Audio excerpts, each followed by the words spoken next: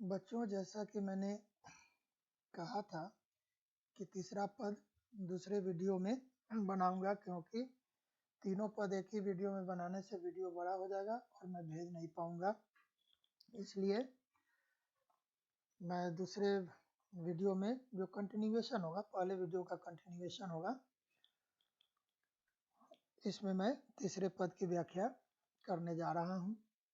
तीसरा पद तुलसीदास जी के विनय पत्रिका से लिया गया है।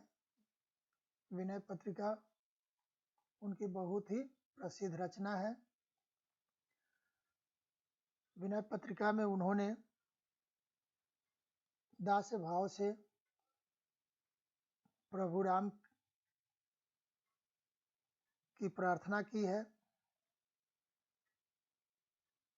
उनसे उन्होंने कहा है कि मेरे लिए तो आप ही एक भगवान हैं, मेरे लिए तो और कोई दूसरे भगवान नहीं है, तो फिर मैं आपको छोड़कर किसी और भगवान की शरण में क्यों जाऊं, जब पहले से ही मैं आपकी पूजा कर रहा हूं। और आप ऐसे हैं जो बिना किसी यश की इच्छा से, बिना किसी बड़ाई की इच्छा से पतितों का उद्धार करते हैं, दीन दुखियों को प्यार करते हैं। यहाँ तक कि खग, मृग, व्याध, पाषाण, विटप जड़, यवन, इन सबों का उद्धार करते हैं। ऐसे तो कोई देव नहीं हुए हैं जिन्होंने बिना किसी यश के लोभ में, बिना किसी बड़ाई के लोभ में दीन दुखियों का उद्धार किया है। मैंने तो देखा है कि संसार में देव, धनुज, मुनि, नाग, मनुष्य सब माया मोह में लिपटे हुए हैं। आप ही एक ऐसे प्रभु हैं जिनको माया छुआ तक नहीं है। इसलिए मैं आपको छोड़कर कहाँ जाऊं। इस पद को समझने के लिए पहले इसको समझना होगा, इस पंक्ति को समझना होगा, जिसमें खग, मृग, व्याध, पाषाण, विटप जड़, जवन, सूर, ये सब शब्द आए हैं।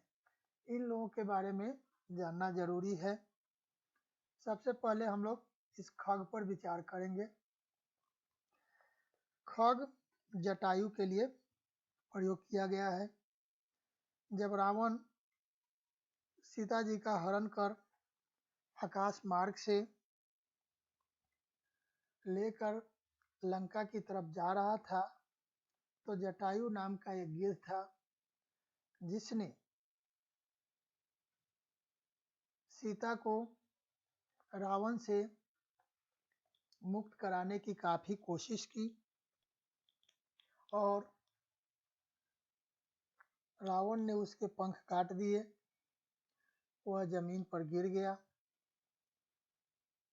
जब प्रभु राम सीता की खोज करते करते उधर से गुजरे, तब उनकी मुलाकात उस खग अर्थात जटायु से हुई और उस जटायु ने सीता के बारे में उनको जानकारी दी और उसने अपना प्राण त्याग दिया। प्रभु राम ने उसके दाह संस्कार कराए। इस प्रकार से उस पक्षी की मृत्यु भगवान के समक्ष हुई, अर्थात वह सूरधाम को मतलब स्वर्ग को पधार गया। दूसरा आता है मृग। मैं संक्षेप में बता रहा हूँ, विस्तार से बताऊंगा तो बहुत समय लग जाएगा। मृग जो है वो एक राक्षस था, रावण का मामा था। वह मायावी था। वह अपना रूप अपनी इच्छा के अनुसार बदल सकता था। सीता के हरण करने के क्रम में रावण ने अपने मामा मारीच की मदद ली थी। वही मारीच मृग बना था। वह सीता की कुटिया के आसपास घूमने लगा। उस मृग को देखकर सीता के मन में उसका चर्म मतलब उसकी खाल, स्किन प्राप्त करने की इच्छा हुई। सीता ने प्रभु राम से कहा कि आप इस मृग को मारकर उसकी छाल ले आए। प्रभु राम ने सीता को बहुत समझाया कि इस जंगल में बहुत सारे मायावी राक्षस होते हैं जो माया से अपना रूप बदलकर विचरण करते हैं, घूमते हैं। हो सकता है कि यह वास्तविक मृग न होकर कोई मायावी हो। लेकिन सीता ने जिद की और सीता की जिद पूरी करने के लिए श्री राम उस मृग के पीछे धनुष बाण लेकर चल दिए। वह मृग कभी नजदीक आ जाता था, कभी दूर भाग जाता था। इस प्रकार से आंख मिचौली खेलते और खिलाते हुए प्रभु राम को सुदूर जंगल में लेकर चला गया। वहां प्रभु राम ने उस मृग की हत्या की, उसको मार दिया और इस तरह से उस राक्षस को भी प्रभु राम के हाथ से मुक्ति मिल गई। अब यहाँ आता है व्याध। व्याध शब्द का प्रयोग वाल्मीकि के लिए हुआ है, क्योंकि पहले वे व्याध थे, शिकारी थे, जीवों की हत्या करते थे। इनके बारे में कहा गया है कि उल्टा नाम जपत जग जाना, वाल्मीकि भय ब्रह्म समाना। इनको जब राम बोलने के लिए कहा जाता था तो ये मरा बोलते थे, उल्टा। लेकिन प्रभु राम की कृपा ऐसी हुई कि उल्टा नाम जपने पर भी वाल्मीकि ने संस्कृत में रामायण की रचना की।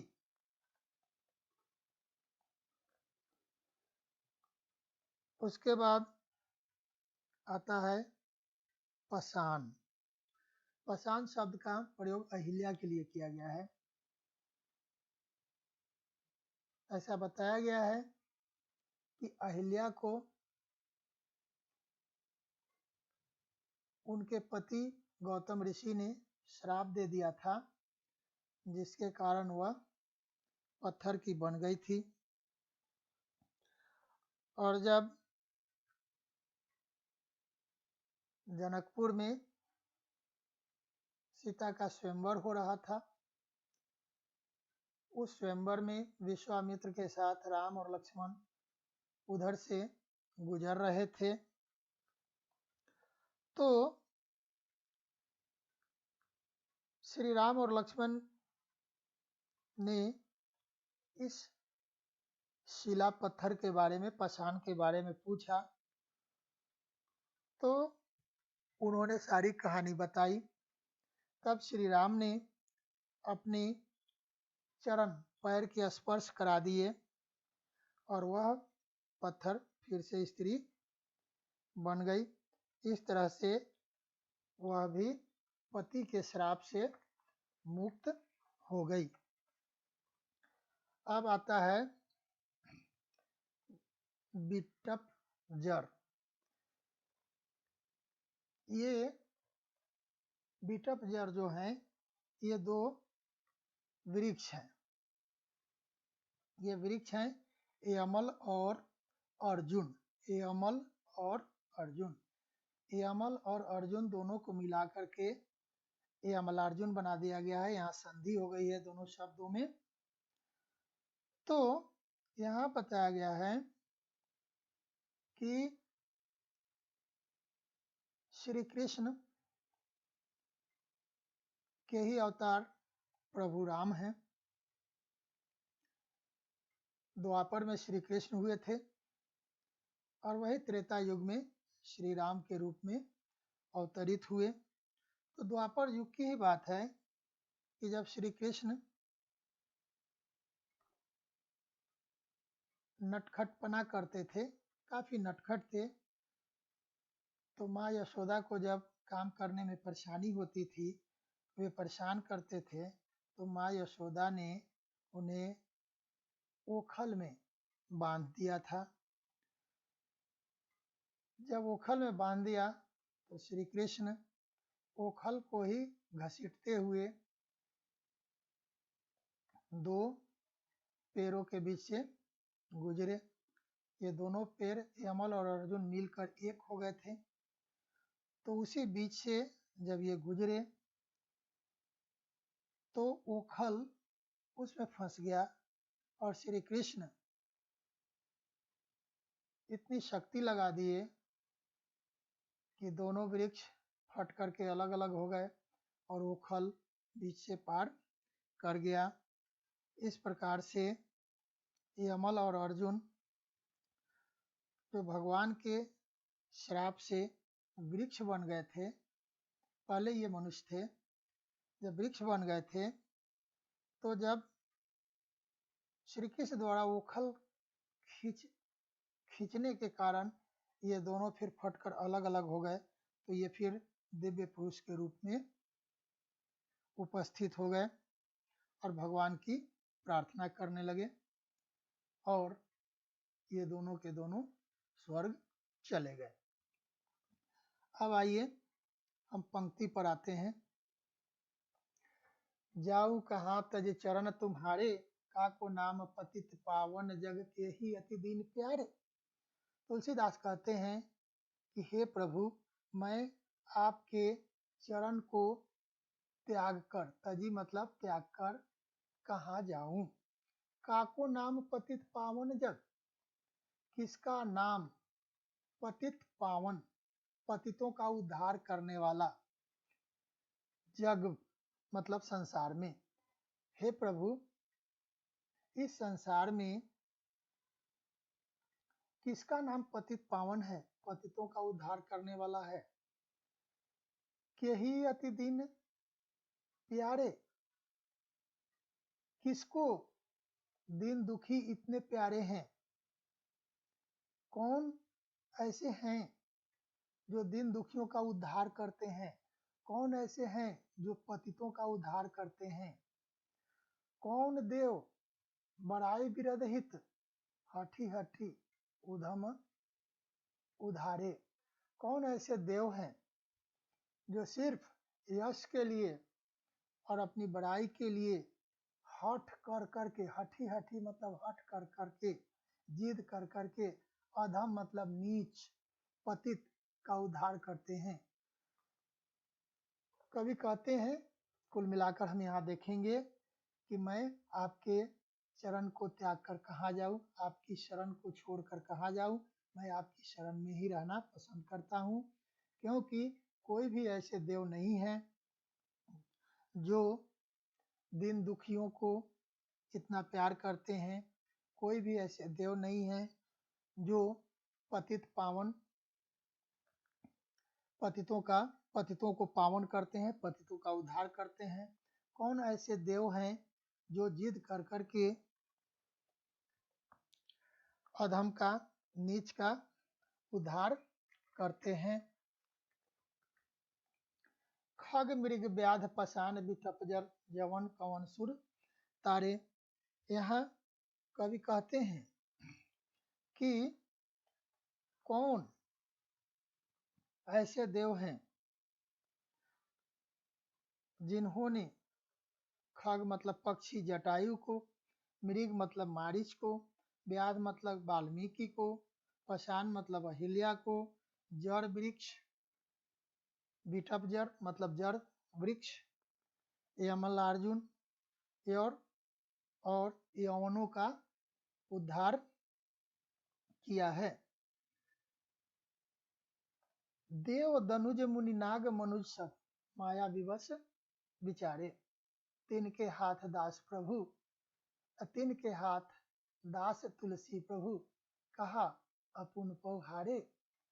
कहते हैं देव देवता, दनुज मतलब दैत्य राक्षस, मुनि नाग मनुष्य आदि सभी